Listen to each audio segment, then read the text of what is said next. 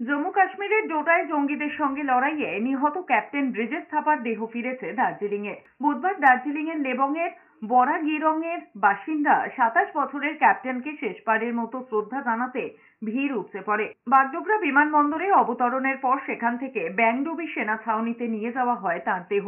সেখানে তাকে শ্রদ্ধা জানান সেনা অফিসাররা।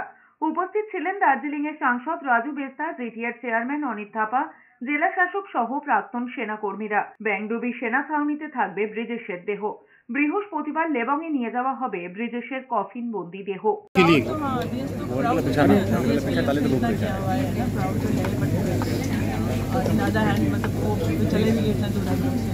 बच्चे को भेजना ही चाहिए, है ना? भेजना ही चाहिए।